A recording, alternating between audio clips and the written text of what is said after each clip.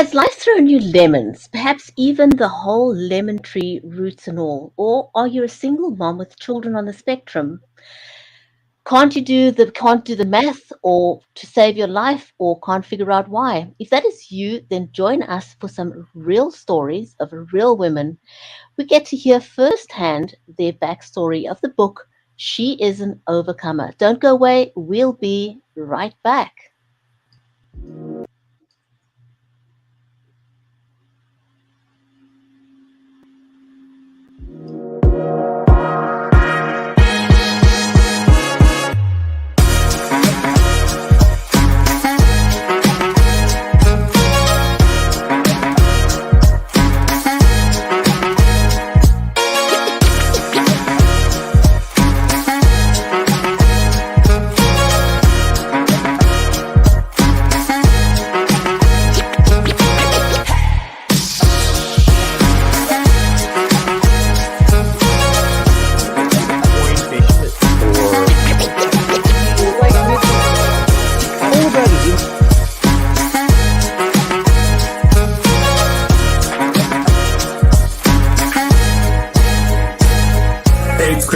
Thanks for having me on your live show. It was really my pleasure.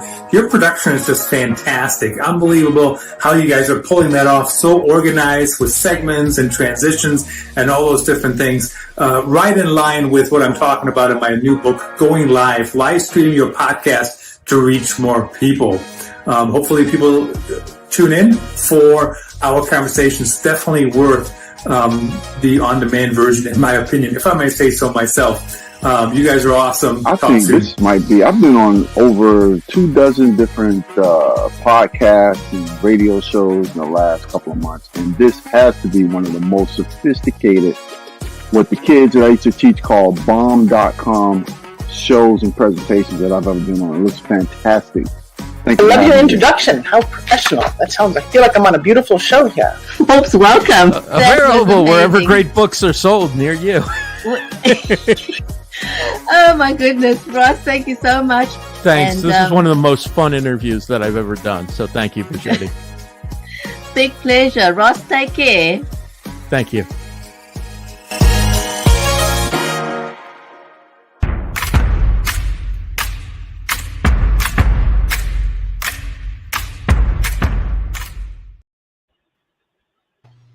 If you've just joined us, then welcome to Books with Bridgetti. This live stream is made possible by StreamYard and Live Media. So a special warm welcome. Whether you are watching us over on Amazon Live, on Twitter, on Facebook, on YouTube, or also over on LinkedIn, welcome. Please feel free to say hello because we are monitoring the comments. It is an interactive show. If life has thrown you lemons, perhaps even the whole lemon tree, roots and all, or you are a single mom with children on the spectrum, or if you find yourself unable to do math and you can't figure out why, then join us for some real stories of real women. And we're going to hear from them firsthand on the show today. We're talking about the book, She is an Overcomer. But before I invite these amazing women that you do want to meet, because they really are women you want to grab a cup of coffee with.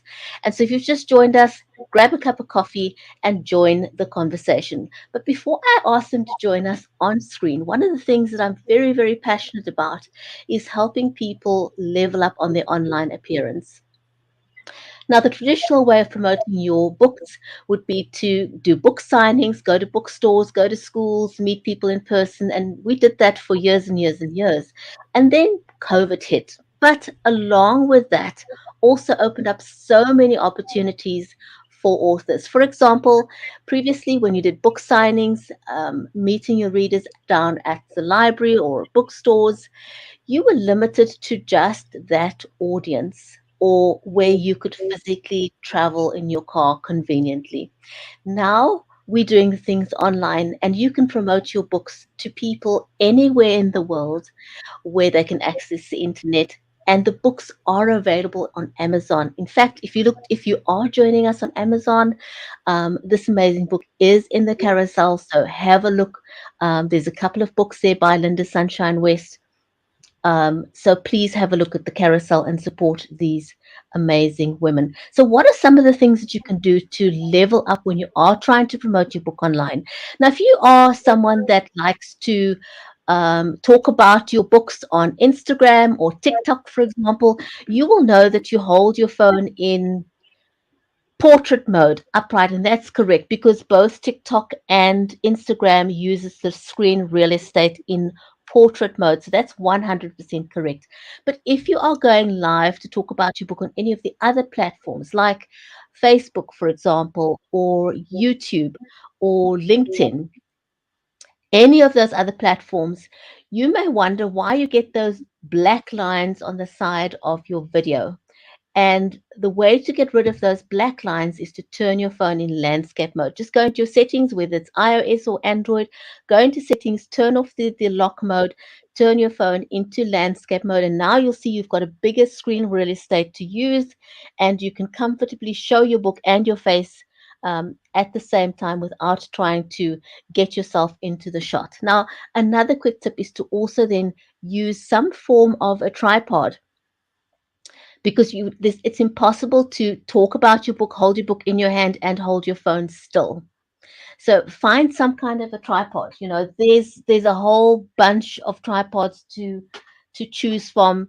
Um, you can take your pick, but use something. If all else fails, if you are on the road promoting your book, what you can do is simply take your phone and tape it to a window. Yes, you heard me right. Take some press stick or something or tape and tape your phone to the window. And the benefit of that is that you'll have your phone at the correct 90-degree angle so people can see you and you look your best on camera. But also that way you'll get front facing light, because if you are lit from behind, your face will appear dark, your book will appear dark, and it's not a good view for your audience. So there's a plus to that. The other way that you can level up if you're using your phone, for example, is to get a lavalier microphone like that. Any kind of clip-on microphone also make your sound a whole lot better. So these are just a few tips that I want to share with you, but now I want to introduce our amazing ladies in the book, She is an Overcomer. Our first lady that's going to be joining us today is Bridget Gildermaster. She's an author and keynote speaker who inspires audiences to work through the aftermath of unexpected life changes. Having worked through her own life-altering experiences, she uses her knowledge to help people work through broken trust so they can rebuild their esteem and gain a more peaceful life. Post-COVID, I think there's so many of us who need a little help in that department. Teresa Dawn Johnson is an insurance professional, a freelance graphic designer, and an author. She's a recovering codependent single mom with 2 adult sons. Her oldest son has level 3 autism and requires full-time care, and her youngest son has level 1 autism and works part-time as a freelance graphic designer. And then we have Dr. Lee Holcomb, who is a neuroscientist, an author, a speaker, executive recruiter, coach, and advocate for the advancement of women in science with over a decade experience in the pharmaceutical industry. She raises awareness of ADHD in girls and women, as well as those with an under-recognized math learning disability called dyscalculia.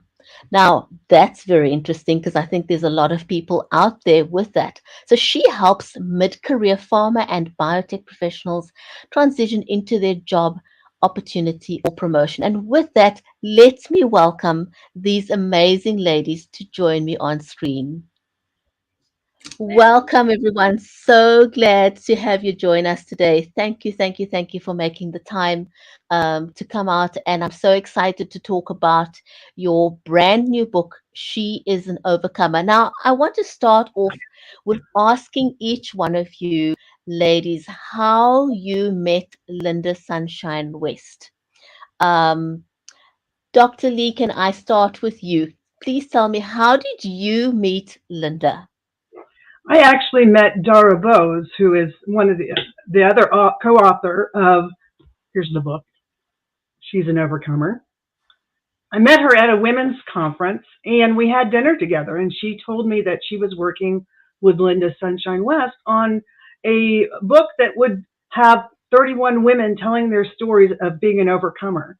And she said, I think you've got a great story. Would you consider being an author? And of course, my initial response was, I'm not sure. But over time, I realized that there is a story that I wanted to tell, and this is a great way to raise awareness of ADHD and underdiagnosed specific learning disabilities. That's amazing. I think, your story is not dissimilar to many of the other people who accidentally became part of a whole range of anthology books by Linda, and it's just been a harrowing journey. But how did you meet Linda or Dara? How did you get into to be part of this book? Same. I met Linda through Dara. Dara and I are part of a speaking group together, and she put out a post saying, anybody want to write a book? And I said, me! So... Well, that's wonderful that that you raised your hand, because I think a lot of people hold back and sort of like, no, nobody wants to hear my story, but people actually do. I was surprised as well how many people want to hear your story, because you never know, even if your story touches just one person, then you've already made a difference in the world. Teresa, tell me, did you meet Dara or Linda? How did you get involved with the book She's an Overcomer? Well, actually, I had asked another person that has written in Linda's books how to find a collaborative publisher, because I have a book in the works, Our Life with Autism, and actually a year ago this month, and she said, I have the perfect publisher for you. And then Dara and both Sherry Leopold are like within 30 minutes away from me. And so I have yet to meet Dara Bose, but we've been on like a Zoom call. And so I saw the opportunity and chatted with Dara, and I said, I'd love to.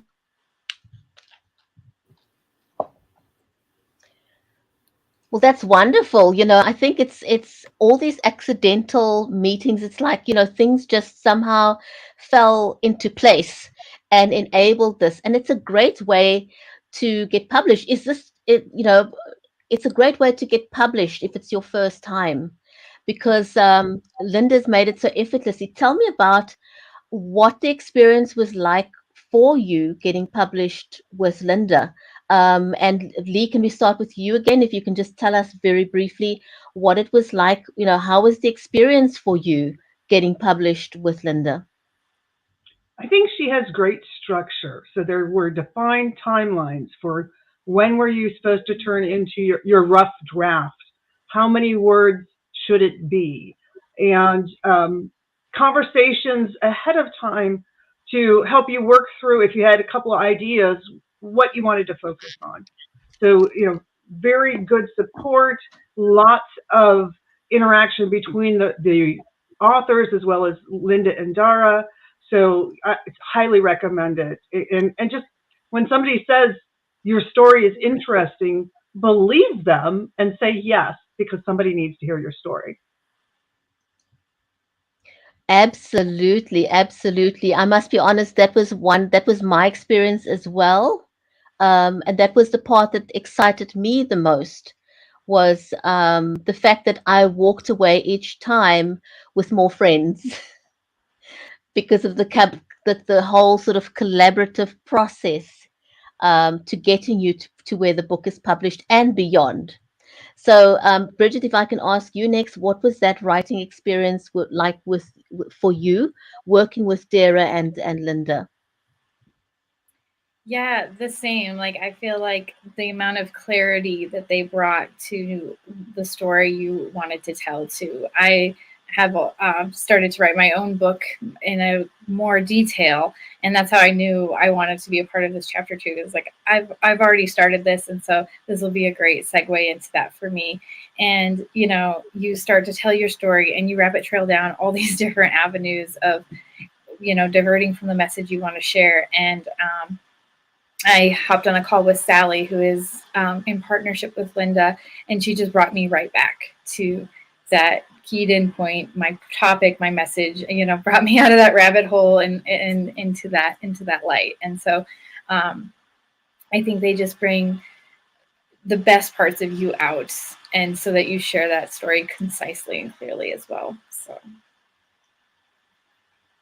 Well, great to hear how that worked out for you. Everyone's experience is is slightly different, but it's all been a heartwarming experience. Teresa, tell us about your journey with Dara and Linda.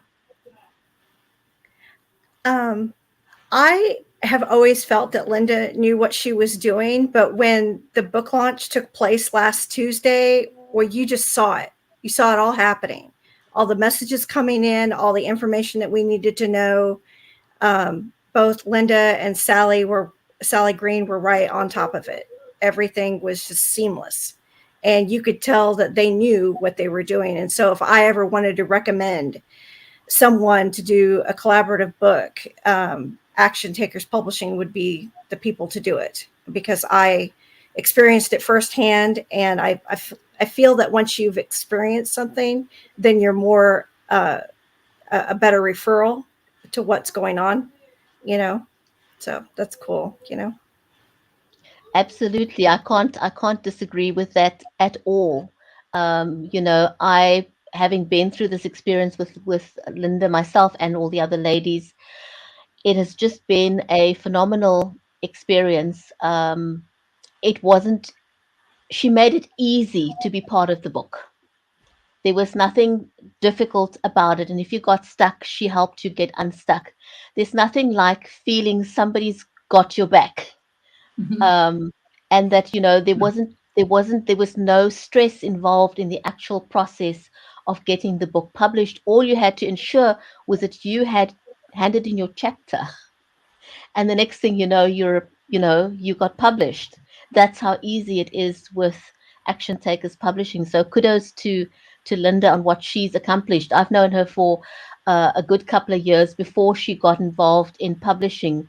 And I take my hat off to her all the time. I don't know how she does it, how she makes it such an effortless process for the authors. We're going to take a very, very quick break. And when we come back, what I'd like to do is just to chat to you about your actual story, the chapter in the book. So we'll take a very quick break. We'll be back in a minute.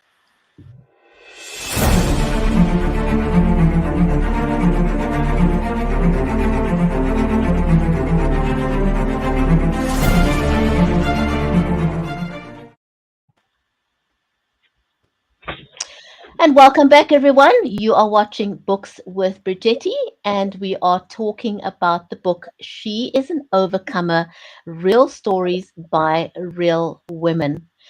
So our first story is about Dr. Lee Holcomb, and she is a neuroscientist, author, speaker, and her story is chapter 17 in the book, and it's called Inside My ADHD Brain, Cycling from Toxic Overwhelm to Creative Synergy.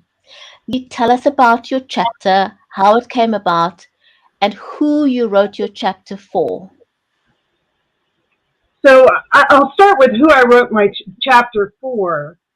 It's for women who have finally been diagnosed with ADHD, or women who have children with ADHD diagnosis or learning disabilities. So I happen to parent a child who has ADHD, she has dyslexia, and she has dyscalculia, which is a math learning disability that many of her teachers had never heard of.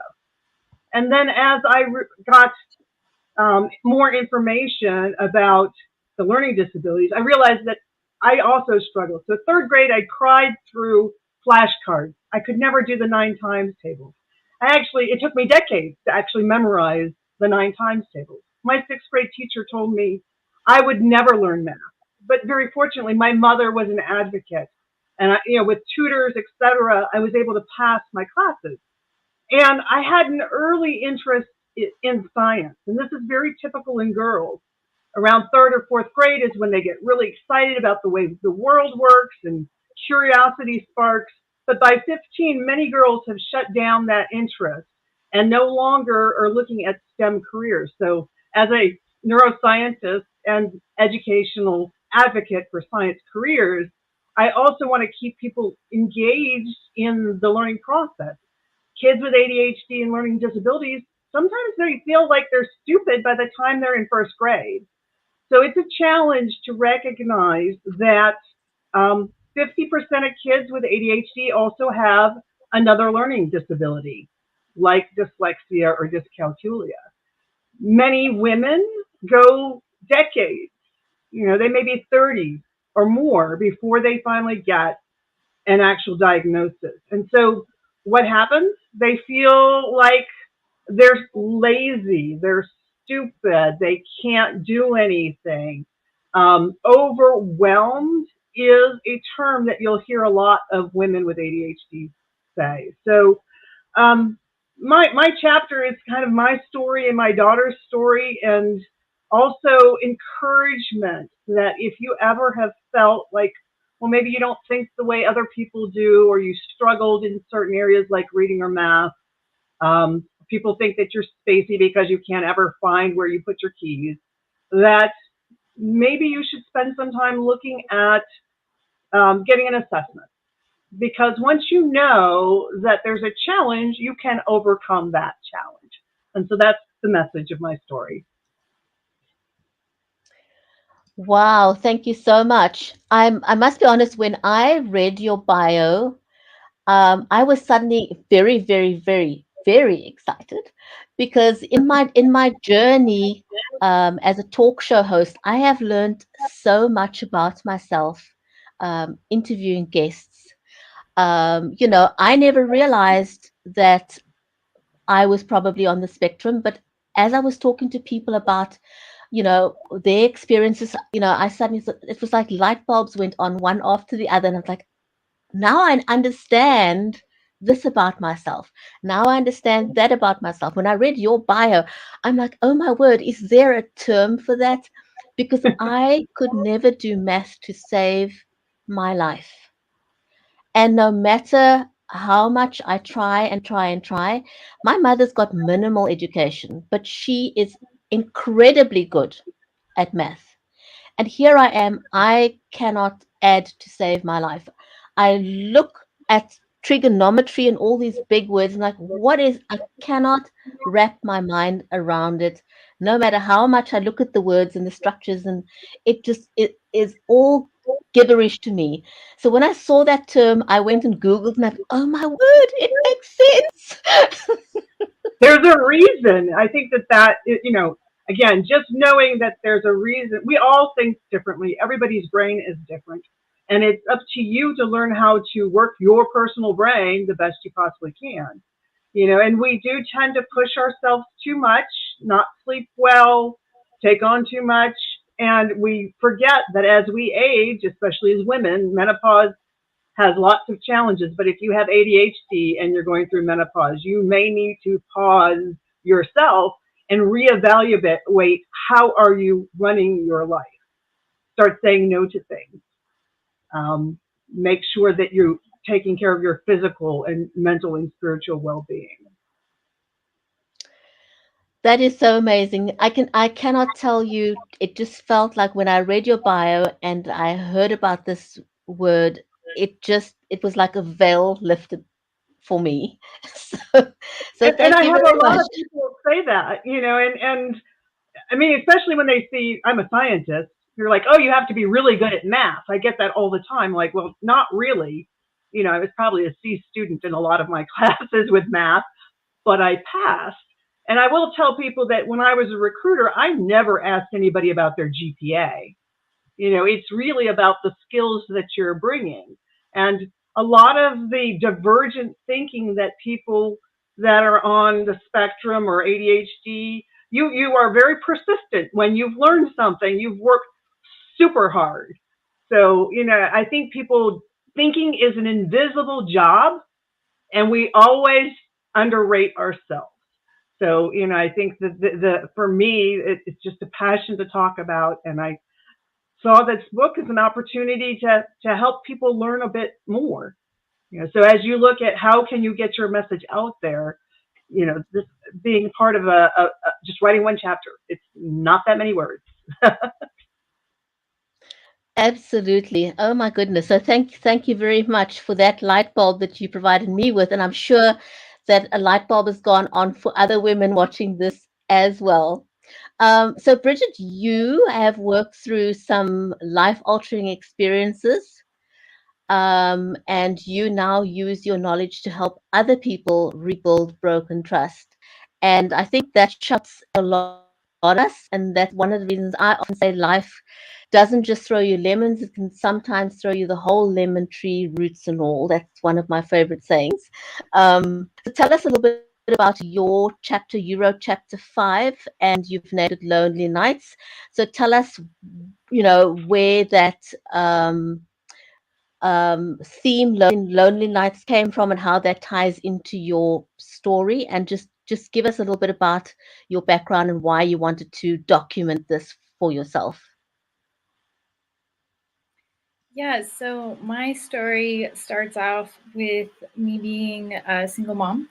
I had to leave my first husband after I found out he had sexual desires towards my second child, my first daughter. And so being divorced, being thrown into the pool of all that was not planned. It was not planned to be a single mom. I was 4 months pregnant with my third. And so I had to learn to re-navigate that. I had to completely reframe my viewpoint of the world and my outlook, and all of it. My reality did not line up with my thought of it at all.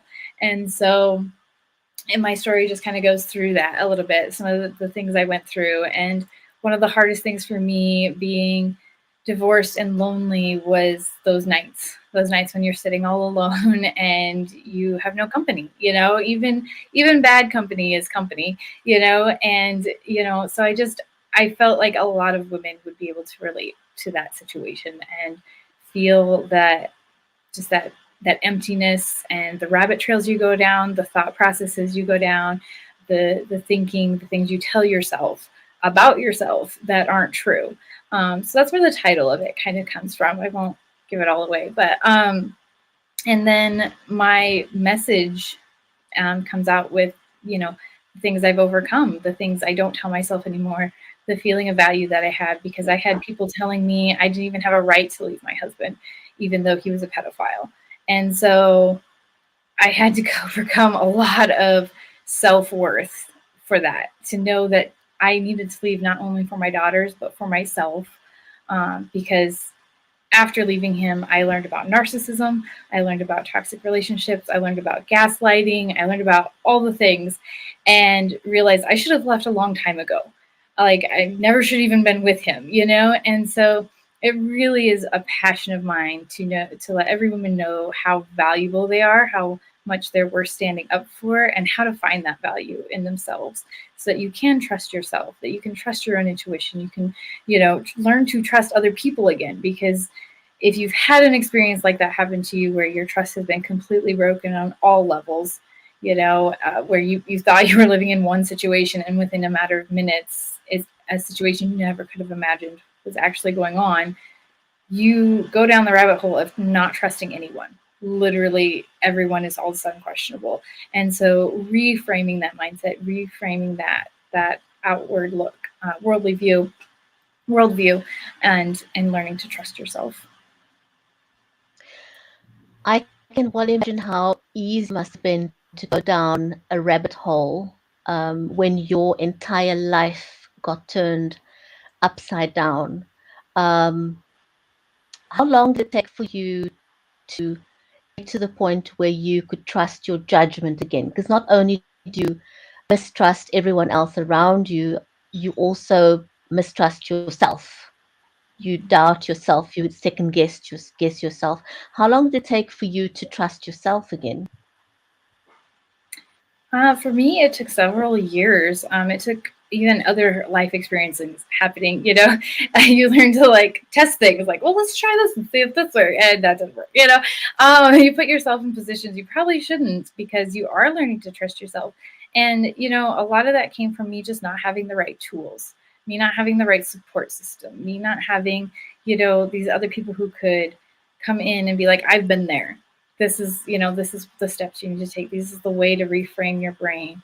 Even though I had learned about narcissism, it was very much trial and error for me in a lot of ways. Toxicity, I didn't know exactly what I was looking for. I knew what I didn't want, but I didn't know what I was looking for either. And so, it took me several years to learn to trust myself again and to be like, I do know this, and so I think everybody's journey can be different depending on the support system you have. That's very powerful. Thank you for sharing that, because it does give someone out there who's watching this now a ray of hope, because there's always somebody that is at the beginning of the journey where you were a couple of years ago, and so they can learn a little bit from what you've been able to accomplish. And there's always a chance that you can help someone fast track their recovery by being vulnerable and sharing your story. But we'll get to that in a bit. So Teresa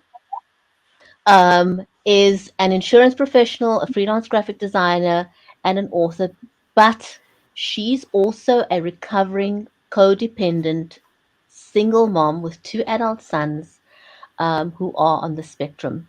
Teresa, tell us a little bit about your chapter 31, Time to Let Go, and who you wanted to write that chapter for.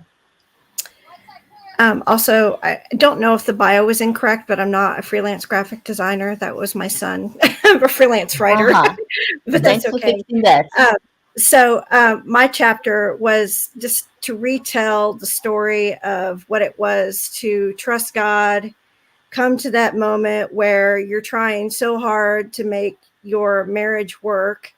And I believe my ex-husband was trying his best, but when you're dealing with alcoholism, drug addiction, bipolar, it's a mental illness, and he did not ask for any of that, and it was just too much for me to handle. And I was trying to raise my oldest son with autism and his younger brother.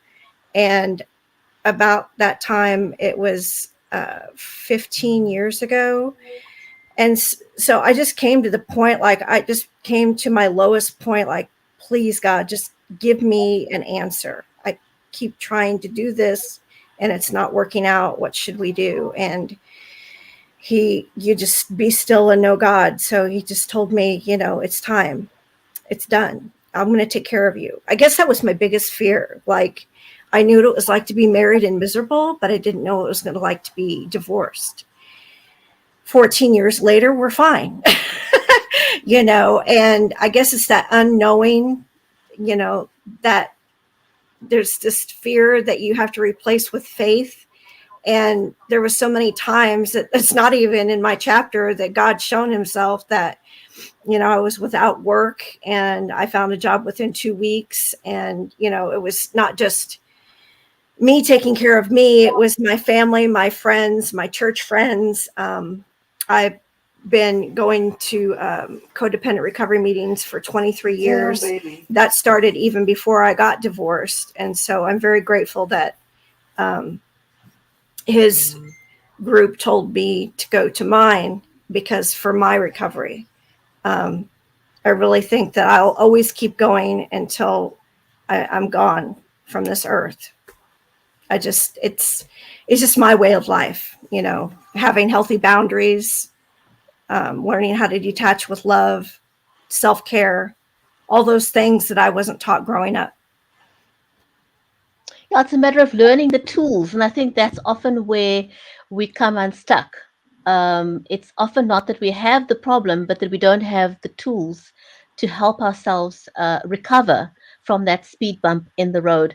We're going to take a short break. And when we come back, I'd like to know from each one of you ladies what it felt like letting go of your story, because I think that's usually a huge one. We feel an immense most people feel an immense sense of shame about their story. We always want to hold it close to our chest. We don't want to share it with the rest of the world. But once we have, it's very liberating. So I want to know what that felt like for each one of you. We'll take a quick break.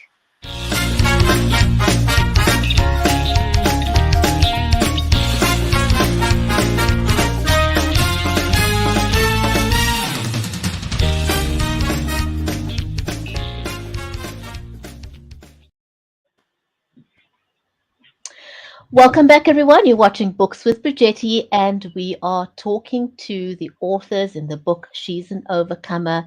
Each of these ladies are the kind of women you want to sit down and have a cup of coffee and hear more about their story. And so they've penned it down in the book She is an Overcomer. And I want to just give a shout out to Annalise, who's left us a message to say that it's very interesting to listen to these stories. And yes, indeed, it absolutely is. Thanks for joining us, Annalise. So when you finished your chapter and you had to let it go into the universe, what did that feel like for you, Lee? I'll start with you. It was a little bit challenging. You start writing and then you second guess yourself. Is this the story I should tell? But I think the plus of having a short turnaround is that you have to just let it go. I think most women have a challenge of struggling with imposter syndrome, especially if you are in a professional role. In science, it's very male dominated, so it's a challenge to show up saying I'm an expert, and then you are now saying, yeah, I've done all this hard work in education, and I also have potentially a learning disability and ADHD. And what I want to do is encourage people that you can craft a career that fits your strengths rather than focusing on all the things you can't do.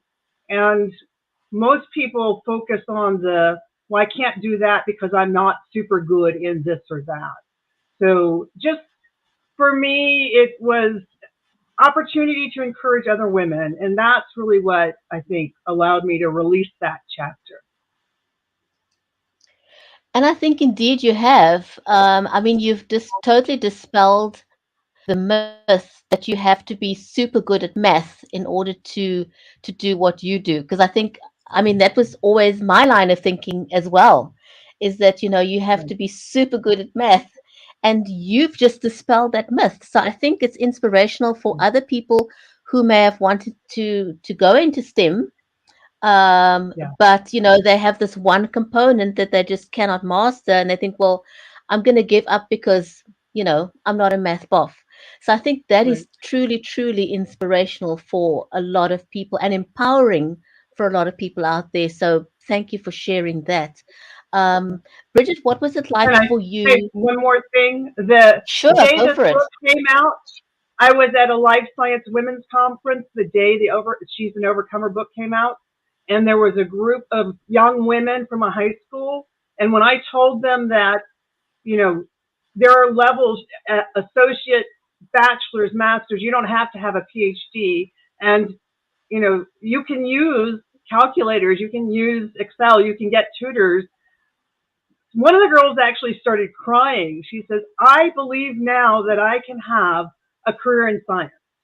And if that's the only message that comes across, is that you can do it if you're interested in science. And we need a lot of people to work in the STEM workforce. So be encouraged. Absolutely. Can I ask you to just hold up that book again, because it really just gets the message across. Beautiful. She's an Overcomer. And on the back are all the names of the authors that are in this book. It's such a great way. If you're watching this now and you've been hesitant about getting published, getting into an anthology book is a fantastic foot in the door. And just being able to say to somebody, you know, I'm an author, it does kind of give you some kind of level of authority. It's a business card. It's a conversation starter to be able to say to somebody, I'm a published author. So thank you so much for sharing that. Very, very inspirational. Bridget, how do you feel when you had to hand in your chapter and say, I'm now sending this into the universe? What did that moment feel like for you?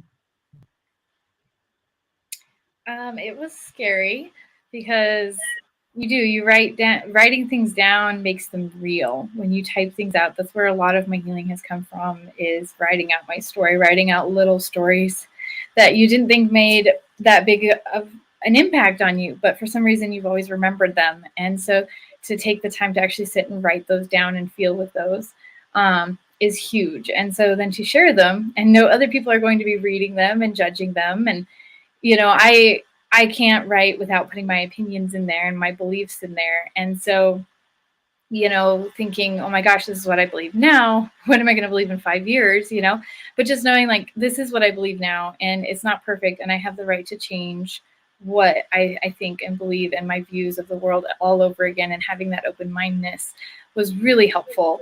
And like Leah said, like, I just know, coming from my aspect where divorce is so looked down upon in, both secular and Christian circles, and women stay in these abusive relationships, both emotionally abusive, spiritually abusive, and even physically abusive, that my message needed to go out, that you can leave, that you have every reason to leave, that there is hope on that other side, that you can, use so many tools to get you to where you're happier, to where you're in a position of living a more God-glorifying life than being oppressed in that situation. Thanks very much for sharing that. I think every single author I've asked so far, and even authors who are accomplished authors, still feel that way when they're sharing a piece of themselves. That imposter syndrome is very, very real and alive, and it'll come almost every single time. The only person I think that unequivocally says she doesn't feel that way is Linda, but she actually wrote the book, and the book is also in the carousel, The Year of Fears, where she faced a fear every single day for an entire year. And she became fearless.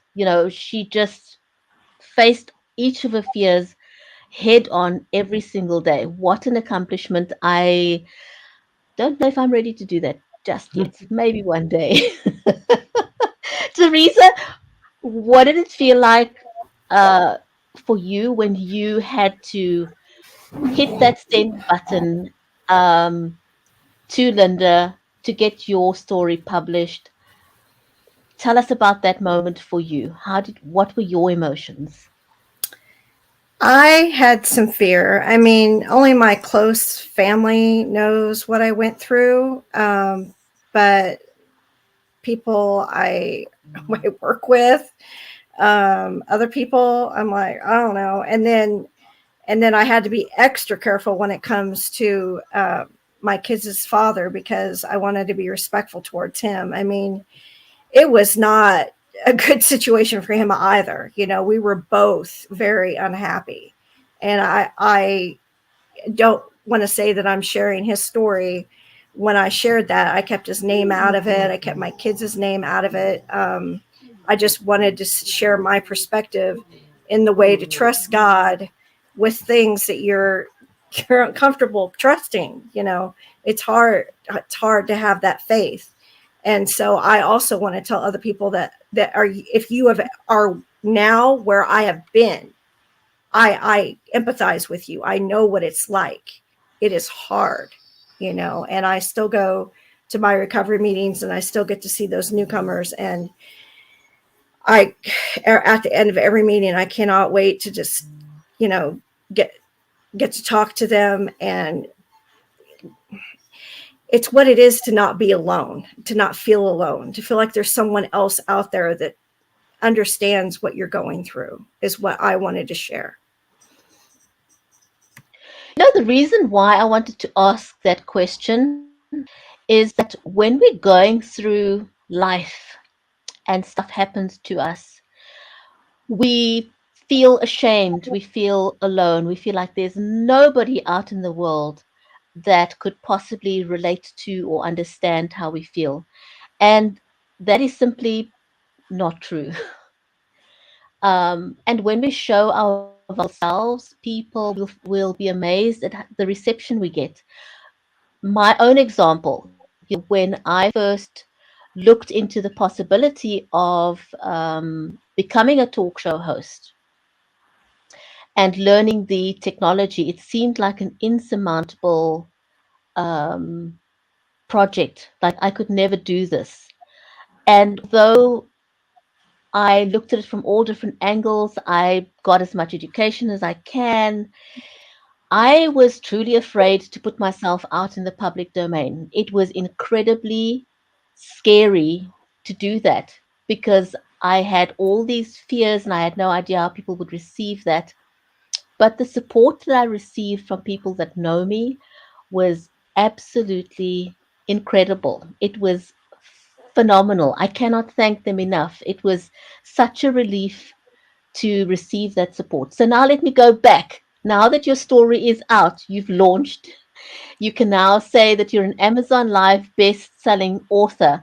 So having gone from those mixed feelings, what does it feel like now? Because there's people out there who've got stories and they're in the position that you were 2 weeks ago, feeling afraid to put your story out into the world. And here you are, you can now go to people and say, I'm an Amazon Live best-selling author.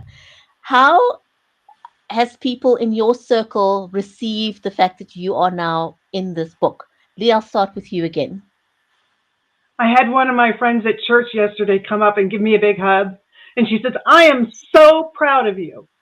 I'm like, wow. I mean, that just really touched my heart. It's like I shared my story with a few people, but, to realize that other people saw this as being important or brave and needed is just amazing. And then to be able to say I'm a best-selling author, since I am a career coach and I do public speaking, it's a great way for people very easily to get to know me. Absolutely. Totally resonate with what you're saying. Bridget, what does it feel like to you to be able to now say to people, I'm an Amazon Live best-selling author? It feels amazing, like a dream come true in a lot of ways. I do not have the physical copies yet in my hands. They're shipping. And so that's the moment I'm actually truly waiting for, because it's still very surreal. Like my name is out there, it's on things, but to see it in my hands and in print is what I'm really excited for. So I have had that experience too. I ran into some friends at Walmart and they were like, oh, congratulations. And I just had a baby a few months ago. And so I was like, oh yeah, the baby, and then all of a sudden they said something about Amazon. I was like, what? Oh yeah, I wrote a book. And so it's also very exciting. So yeah. Congratulations. I think, nothing touches that moment of realization when you can actually say to somebody, hey, I've got a book. It's out on Amazon. Teresa, what was that moment like for you when you were able to say to somebody, and, from going from your fears, and I hear what you say, it was something I was conflicted about as well, is, you want to write and it is your story, you want to write what happened to you from your perspective, but you don't want to throw the people in your life under the bus that are still alive.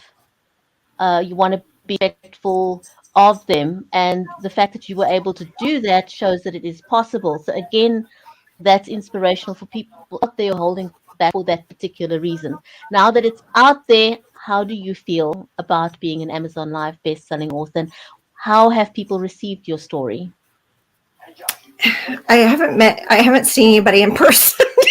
I have been home with my son. We have been not feeling well, but I've been getting a lot of social media feedback, like congratulations, congratulations, congratulations.